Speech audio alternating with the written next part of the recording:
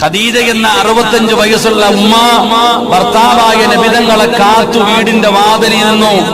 നബി സല്ലല്ലാഹു അലൈഹി വസല്ലമ തങ്ങൾ വന്നു, സലാം പറഞ്ഞു, അകത്ത് കയറി ചിരിക്കുന്ന മുഖത്തോടെ സ്വീകരിച്ചു. ഭക്ഷണം എടുക്കട്ടെ നബിയെ. ഖദീജ ഉമ്മ ഭക്ഷണം കൊണ്ടുവന്ന് നബി തങ്ങളുടെ മുമ്പിൽ വെച്ചു കൊടുത്തിട്ട് കാത്തിരുന്നു.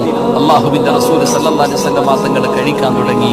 ഖദീജ ബീവി ചോദിച്ചു, നബിയെ എനിക്കൂടൊന്ന് വാരി തരുമോ? 65 വയസ്സിലെ കഥയാണ് പറയുന്നത്.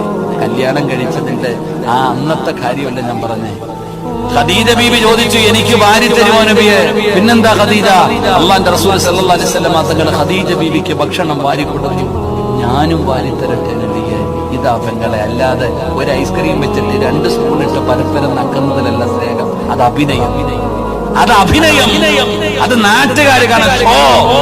65 വയസ്സുള്ള ഖദീജ ബീവി റളിയല്ലാഹു തആല ചോദിച്ചു, ഞാൻ വാരി തരട്ടെ നബി? നീ